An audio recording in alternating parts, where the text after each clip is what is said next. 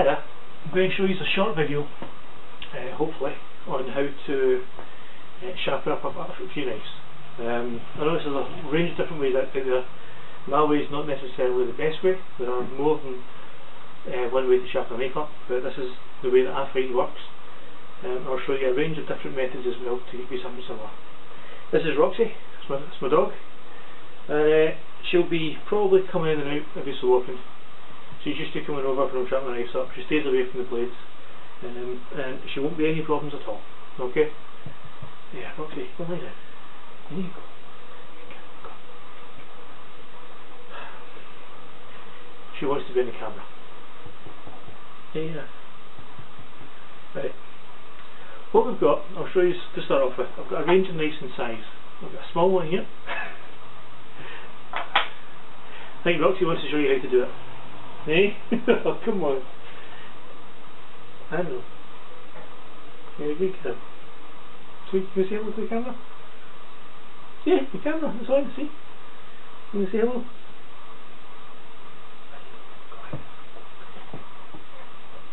Roxy, bed. That's her, right. Sorry about that, she gets a little bit excited when I talk on the camera. She wants to join in all the time. Anyway, as I was saying, I've got a range of knives here, from a very small one. This one's made by a company called Spyderco. It's a really small knife, really handy. And I keep that in one of my survival kits just as a small knife to have hanging around. Other small ones include this one here, the Gerber. This is just the Gerber curve, really small blade, locks at the bottom, makes it nice and handy. Got a few other features on it as well. There's a basic lock-in knife that you'll get with most survival kits if you buy them commercially within the UK. There's nothing fancy to it, wooden scales on the side, brass bits there, stainless steel blade. Most of these knives all come, when you buy them, with what's called a Scandinavian grind. Now, a Scandinavian grind is where the blade comes like that. It will come at an angle of about 22 degrees total. So you get 11 degrees on this side, 11 degrees on this side, giving a total angle of 22 degrees. That's great, you can get that razor sharp. You can get what's called scary sharp, which is where you take the angle in a good bit tighter, and what that allows you to do is to cut things with very little effort on it. It was found by a couple of joiners who were trying to sharpen the tools up as sharp as they could possibly get them. So they got a sheet of glass, they took a piece of emery paper, which is this stuff here, and they worked it down in grit, or up in grit, whichever you want to look at it, to get it finer and finer and finer, on a sheet of glass with some water on it. They started sharpening up the chisels with it, and they found that they could take the knife, lie it on their arm there, and just with the weight of the knife and nothing else, would shave through the skin, not just the hairs. And that's what's called scary sharp. That's really good if you want to do things like that with it, if you want to skin things, or you want to shave things like that, to really fine detailed carving things up, great. But you will have to sharpen it up every couple of minutes, because the point's so fine that it's got no strength to the point of it, so it just bends, blunts, dulls, and to me personally it's a pointless thing to do. I can get my knives really sharp without having to go down that effect. But some other ones I've got here, just to show you the range, and I'll show you how to sharpen them up. Is a small pen knife that I got. This one's fallen to bits, but the blade's still good. Again, stainless steel blade. I've got a small multi-tool here, very cheap one, very cheap in fact. I think it was only costing about £2. There's again a Gerber. This is the Stiletto S2 2.0. It's a locking blade, focus right up at the lock, a little bit in there, nice lightweight, that fits nicely into my survival kit as well. I've got the Mora. Now this particular Mora here is the stainless steel version. I also have a carbon version as well, and I sharpen them both up the same way. These are both kept for me, this one's actually damaged. These are both kept for me in Scandinavian cut, because that's what I want these to be. I've got other knives that are what's called convex cut, which I'll cover that in a second or two. Small Swiss Army knife, again stainless steel blade. A larger locking knife, just a larger version of this one. Again, strong sturdy blade, nice and long. Now it is worth pointing out, this blade, this one, this here, this here, are all illegal in the UK to carry around the street unless you've got a good reason for it. Basically because the blades will lock. So if you're going to use them, check with your local police station, check with the laws and regulations around about where you are. I can have these, I've checked with the police station, I'm okay to have them as long as, for one, I keep them in a concealed box in my house, which is not easily accessible, which I do. And also if I'm carrying it, then it's inside my pack, it's wrapped right up, and I'm only taking it out when I actually need to use it in a non-populated area. So if I go camping in the woods, things like that, that kind of thing's fine. So it's exactly the same with the machetes. I've got 3 machetes here. Machetes generally, this is a wooden one for safety using. Large blade, nice and curved, heavy at the front, good strong handle. Again, you don't want to be walking through the street with one of these on, because you'll get locked up for it within the UK anyway. I'm pretty sure it's the same with most other countries around the world. But again, for me here, if I have good reason to carry it with me in a non-populated area, and I'm using it as a tool and not as a weapon or a knife, then I'm okay to use this within reason. It does fall down to the individual person that catches you, or that you speak to at the time, not catches you. But just to give you a very brief insight into what the knives themselves are. I was saying I've got a convex knife. The convex one is this one here. This is a Falkmaven F1. It's got a full convex grind from front right the way down to the bottom there. It's square shafted, full tang. Well, line would look at the back of it and you can see the tangs at the back. The tang is just a section of the blade that runs through the handle. Some of them come a short tang, which the model here is one of them. It finishes there, so you go from there to there of the blade. You put a lot of force on it, this bit can shatter. Other ones have got what we call a taper tang, which means it starts off here and goes down to a point when it gets to this end. Or you get full tangs, which this one here will run straight through the length of it and just as strong. If anything should happen to the handle, the tang's still intact, you can wrap cloth around it, paracord, bark, grass, whatever you want, secured on there securely, and you can use that as a blade. So that's a couple of the knives I've got here. Machete wise, I made this myself.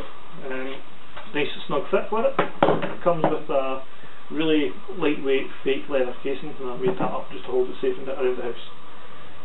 That's what they call the Whitby machete. It comes with a Scandinavian grind on it, which is 45 degrees either side, which I felt was way too sharp, or too dull rather. So I've reground this one to suit. And this has actually now got a Scandinavian grind to start with, finishing off with a convex grind to give it a bit of strength. Now, the benefits to a convex grind, as I say, I've explained the Scandinavian. Benefits to a convex grind is the convex grind, rather than being flat, is actually curved like that, which means that on the point here, there's more meat on the blade, there's more metal behind it to prevent it from dulling. So when you're using it for something like a machete, like this one here, you can get, you're using this for chopping, you're using it for taking out wood, things like that, getting your firewood and your shelter sorted. This edge down here, okay, this can take a lot more of the weight, make a lot more of the force on it. So the force you're hitting that with, if you're hitting it off oak or hardwoods, it's not going to dull quite as quick. Whereas if I use this in the same conditions I'm using that, even if I scale it up to the same sizes, this blade will dull down a lot faster than this one will, purely because of the way it's ground and the way it's sharpened. So there are different methods for sharpening each blade, or each type of blade, and I'll show you those as well. So I'll let you see what's there. This one here, just to show you, is a UK Army blade. Standard thing again. I've rehandled it. It came with a beech handle. I didn't like it. I put some American walnut in there. Made up an American walnut sheath for it with a belt loop in the back. And I can attach that to a belt, fully articulated. And it fits in there nice and snug. So those are some of the knives we've got. Some of the things we've got for sharpening it up, as I've already shown you, there's emery paper. You can use that in a number of ways. Put it on top of a mouse mat, run it through, we'll show you all that as well. And you can use it as it is, flat down for Scandinavian grinds, that kind of thing. There's some foam backed sandpaper. This is 240 grit. Again, I can light down. It's got a bit of give in it, so it's not going to give me a perfectly flat thing. Useless for Scandinavian grinds, but really good for convex grinds. I've got real favourite, a lot of you might know it, a DC4. It's got a diamond blade at the back with ceramic face in the front there.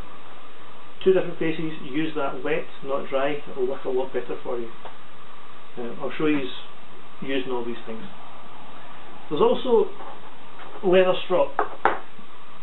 Now you can go for a bit of leather like this, and you can use that as a strop. You can just put an offcut. You can get a belt. I got this one from a charity shop. It's a lady's belt, but it works great for sharpening up my knives.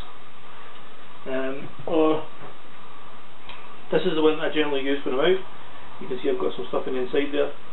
I've got a thing here from a fire steel to attach onto, so it's all nice and handy for me. But there's this kind of thing here as well. So you don't have to use a strop, but I'll use this for the purpose of showing you, because it's easier, it's more compact, and I've only got a small table here.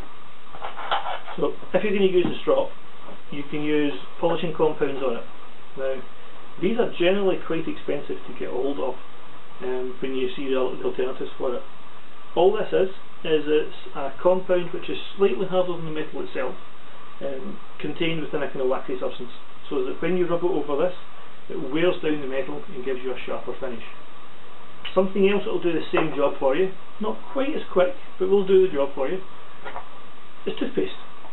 Okay, toothpaste itself, you squeeze a bit on, that's what this white stuff here is, squeeze a bit on, smear it out, let it dry out, and then you can use that. It forms a thick paste, and you can sharpen your knives up with that. Okay, another method is, what I do is I've got a very small sharpening pin. I keep that in my survival tin, and all I do is I hold it upright like that and sharpen my knife off on it like that. Okay, convex, Scandi, if you know what you're doing, you can use it for both. Bigger version, same thing, just a bigger version of it. And one you'll probably all have to sit in the kitchen, the chef's version. All the same product, just different sizes, all do the same job. Okay. The other one that you'll see a lot of people on TV using, there's a few other videos out on YouTube for it as well, is people using what's called a Japanese whetstone. That's these things here. These things are absolutely brilliant. This one cost me £50. This one here is what I use to flatten off the stone with, so that keeps it nice and flat, ready for me to use, because I've got a tendency to dip. That cost me £20, and this is what they call a Nagura stone. Now this is used, again all these things are used wet, you put them in water, you keep them wet. This is used to keep that all nice and flat, but it also forms a slurry on there which you use to sharpen the knife with a lot better. So although yes, you can use that on its own, if you want to do it properly and get the best life out of this and the best edge onto your tools, you will need these two as well, which can be quite a costly thing, and also very bulky. So I have these. I used to a joiner. I sharpen my tools up with that, so I needed it basically. That's what I got it for. But what I'm going to do is I'm going to get a few things set up here, and then we can clear some of this stuff off. I'll get back in the camera and I'll show you what I'm doing from there. Hi there. I can appreciate that my head might be getting cut off slightly here. I've lowered the camera down a little bit and I've zoomed in a little bit so that hopefully you can see this area here a lot better now. This is where I'm going to be doing all the sharpening and work here, so I figured seeing my face, as lovely as it is, might not be as important as seeing what I'm actually trying to show you.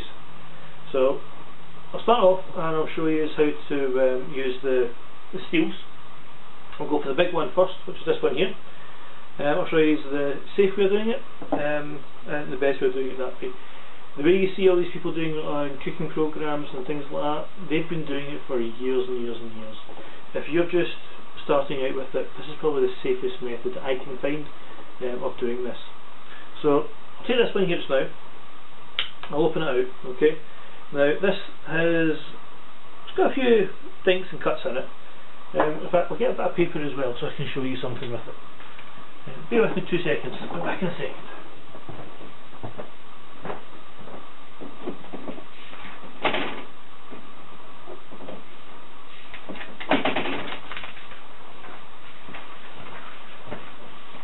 There we go, sorry about that. I'm back again now though. What you'll find when sharpening up a knife, there's a number of ways people will tell you this is how you check it sharp, that's how you check it sharp. You take the knife and you run it down your arm, if it shaves your hairs off it's sharp. Yeah, you do that, that'll tell you if it's sharp. But if you're doing that and someone bumps into you, you could lose a major part of your skin in your arm. You can cause yourself all sorts of injuries. So personally, I don't like shaving myself to see whether the knife's sharp or not.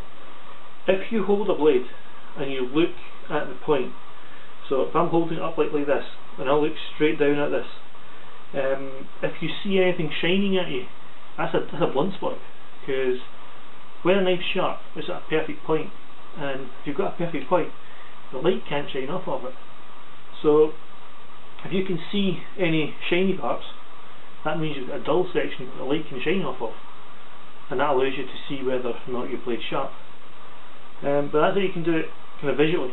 Another way of doing it, you'll see some people will take a sheet of paper, hold the knife right back at the furthest point, with the weight of the knife they'll pull it back and see whether it cuts it or not.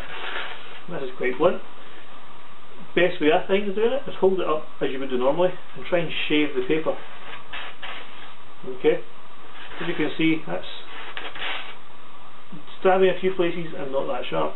The finer you can cut the paper, by the way, the better and sharper your knife is. So for doing this, hold that thing straight up and down like that, hold the knife onto it at an angle of approximately 11 degrees and pull the knife towards you. Do the same on the other side.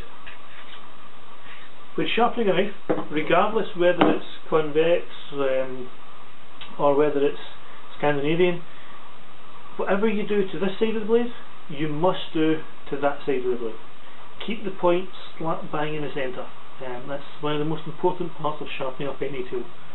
But I'll do this a few times and I'll let you see the kind of difference it can make.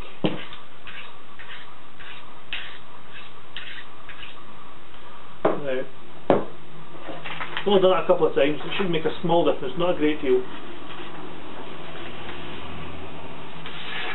There you go. Get that as opposed to that. And that's only a couple of shades on there. If I wanted to take that even better, then I could keep doing that with it. So I'll show you how to use that one. You use these other two exactly the same way. Hold it at the top and keep going like that with it.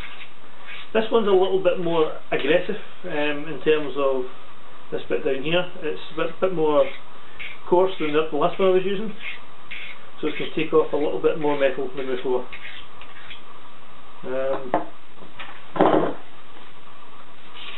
Oops, got a dull section. There we are. Okay. Small one, same thing again, hold it like that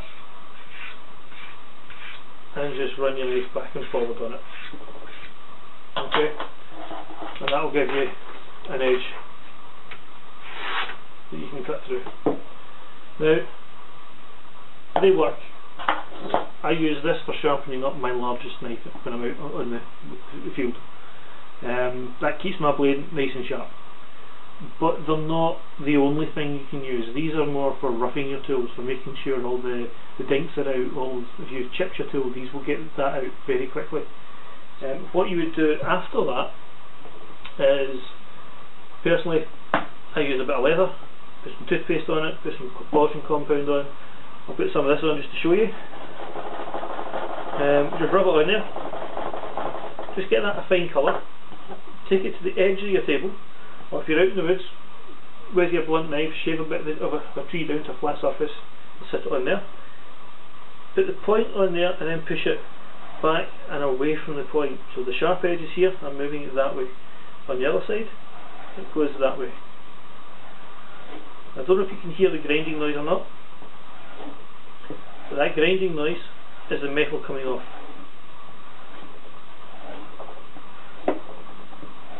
Okay, but that's how I find it best to do that. And you can see that's already put a reasonable edge on there. Now, I was saying as well about using Japanese whetstones, and I'll show you that as well. Okay, this is a Scandinavian blade. All Scandinavian blades sharpened up exactly the same ways. You've got, oh, but before I go to that, I've got a DC4 here. DC4, easiest way I've found to do it is hold that like that with your fingers, tip your fingers below the surface of this, so it'll be there and there like that. The reason for that is if you slide off of that with your knife, you're missing your fingers. And then holding the blade with the point facing up towards you, angle that so you can't see any more light on it, and just run it down like so. You can do small circles.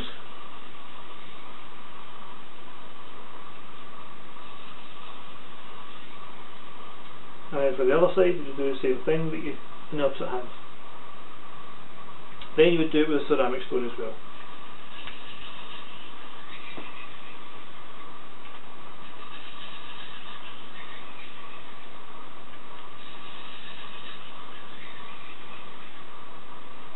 Okay, and then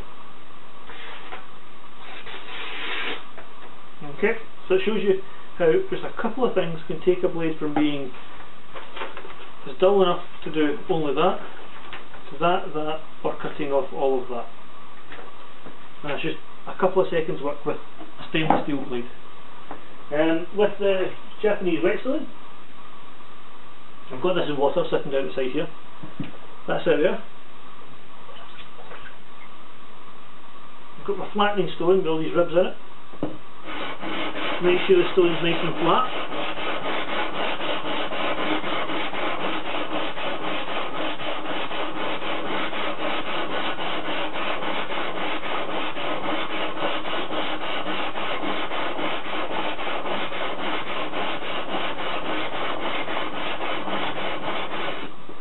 Now we've got a little bit of a hollow there, but for the purposes of this will be okay. Your Nagura stone, that just runs round there. I've already got a bit of a slurry from using the other one, but I'll just show you how that works through. Ah, sorry about that, my battery ran out, so I've missed a little step of it. So what we've done basically is we've taken, just to recap, we've taken the Nagura stone and formed a slurry on the top. Okay. After creating that slurry, it creates a nice paste there.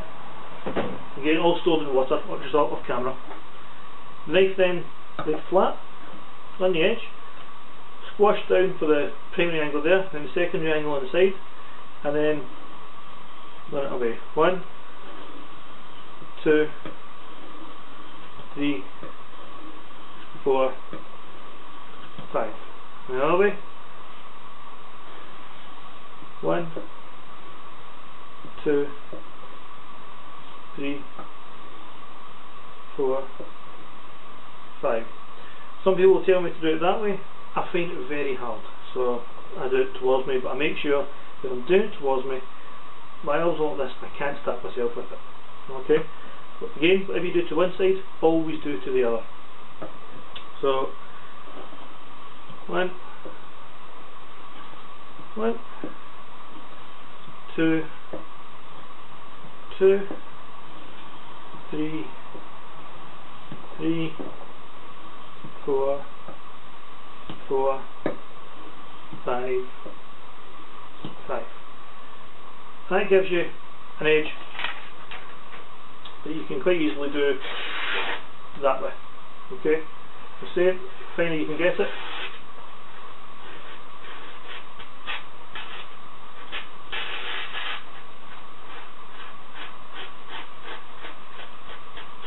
There. Don't know if any of you can see that or not. I'll see if I can take it right up to the camera. Just there, there's a very, very fine slither of paper. That is how sharp that blade is. I can shave that small amount of paper off with it. Okay? Whereas before, I was struggling to even cut that. And that's just a few simple minutes sharpening up very, very crudely on this. If I was doing it properly, I'll be running over that now about 50 or 60 times.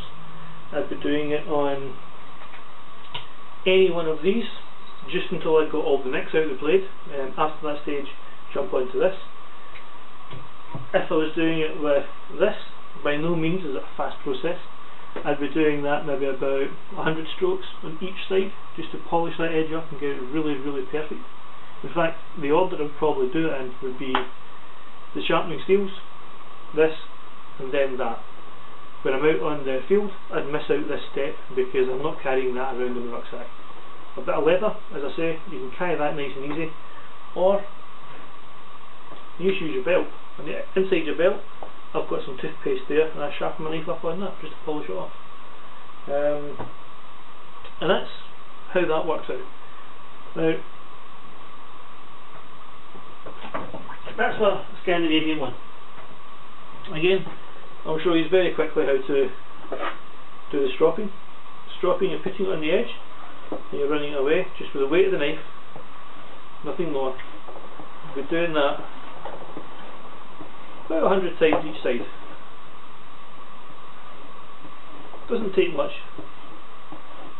By the time you're finished, that blade will be really sharp.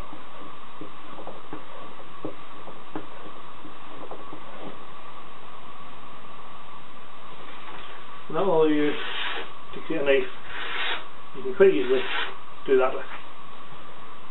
Now,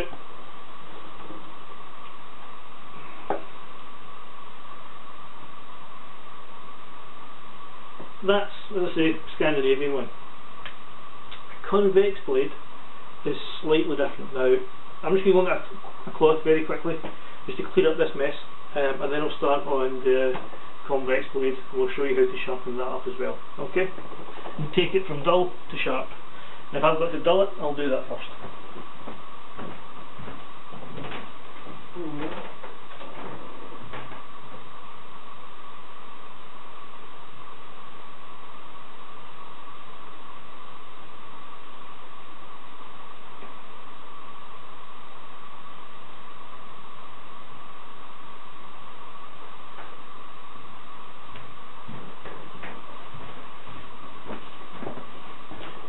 Right, I'm back. Sorry for that. I should have been a bit more organised and had all this stuff to hand. There we go.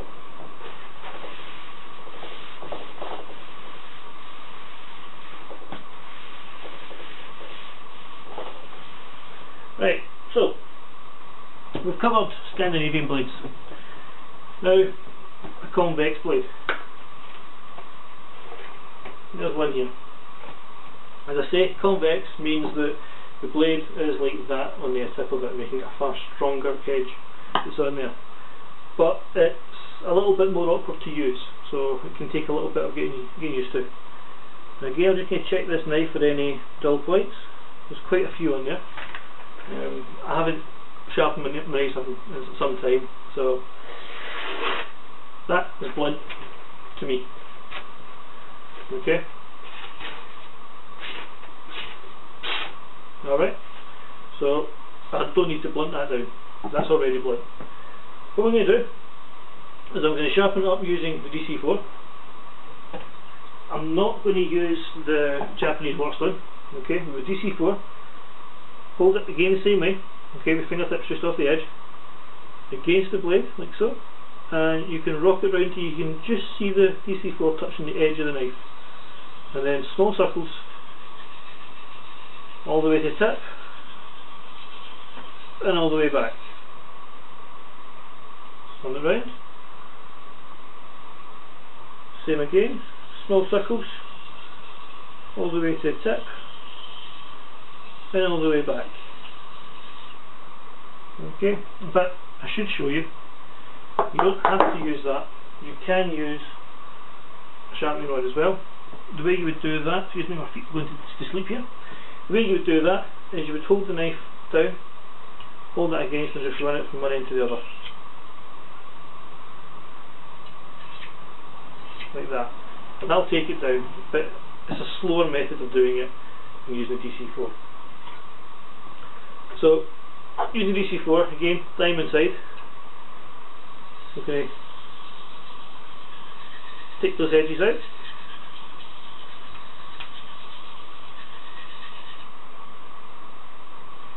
Same on the other side.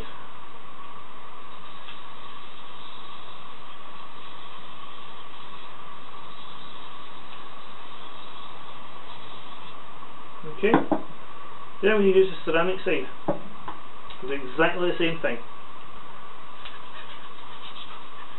But you'll hear it slightly different.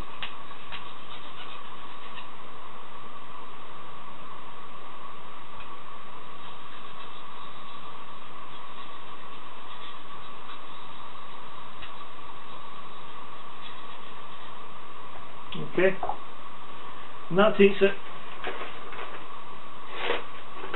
Oops.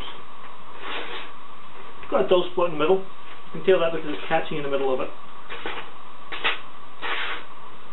There you go. Okay. So again, I don't like that. It's not sharp enough for me. So you take this leather strop, and you sharpen it up.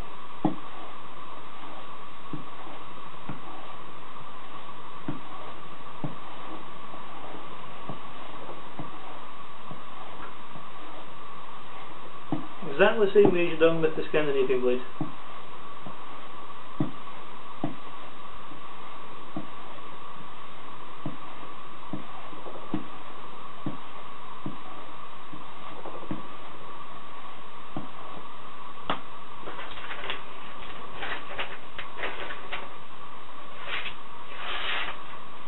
Okay, and that's the difference between a sharp knife and a blunt knife.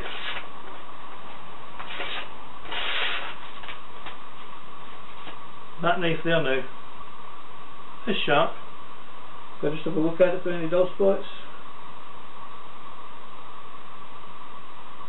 I don't see any. If I wanted to shave myself with that, I probably could. Give you an idea of how small a shaving you can get.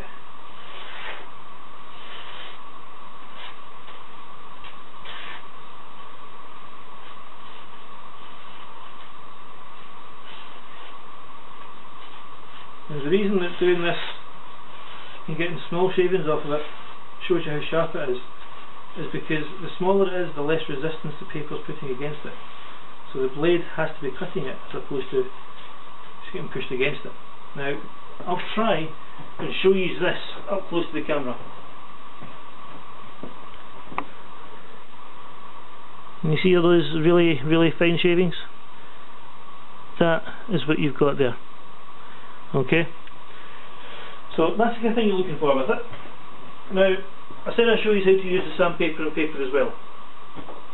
If you're going to take a knife from being Scandinavian to convex, which is what I've done with all my small knives, then what you would do, take out of that, is you would get a bit of sandpaper like this with a foam back on it, or a mouse mat with a bit of that on it. Does the same thing as this, okay? And just run that over as though you're stropping it. What that does is, because when the blade pushes down on this, the sandpaper folds like that, it actually curves around about the blade and takes it from being a flat edge to a curved edge. And that's enough just to make it a bit stronger and a bit better for using. But you always take it away from the sharp section of it. So you're always running towards the spine.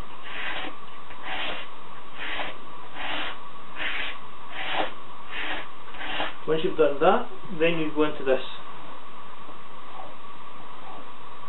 The reason you do it this way and not go into DC4s or the sharpening rods is because you're looking to, you've already got this on an edge, all you're looking to do is change the edge now, and that's going to put it flat again at this stage.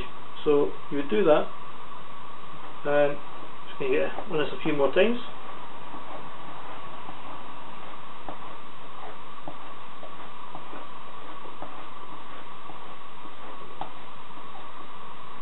And then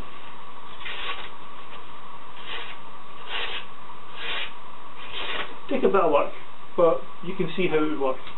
And you can take it then from being Scandinavian grind to being a convex grind very easily. Now, I've done a video before on how to sharpen up a machete. I've done it outside, so for this one I've shown you the basics on that. I'll show you on this wooden dummy how to sharpen it up, okay? By the way, the first one I've done has been deleted. I've done that for a friend, and the video has now been deleted, so that's why I'm doing this one again. Again, you can do this. You can hold the steel up, run the blade down either way like that. That will sharpen it. The easiest way I found though was to hold the blade like that and take this and just run it all the way along. 2, 3, turn it round, 1, 2, 3. That's the easiest way I found and the safest way I could find for sharpening up a machete. If you hold like that and you're pulling towards you, because it's so long, you're coming right in close to you. So I found that to be far easier and safer. So that's how I would sharpen up a knife. If you've got any questions, feel free to ask. Please leave comments and please subscribe. And hopefully I'll get some more videos out as soon as I can. And hopefully the weather will pick up and I'll be in the woods again doing some more out there. I'm hoping to do one soon on how to make a net, both a square net and a cast net. And I've got a few other ideas for videos as well. So hopefully see you with some new videos pretty soon. Thank you for watching.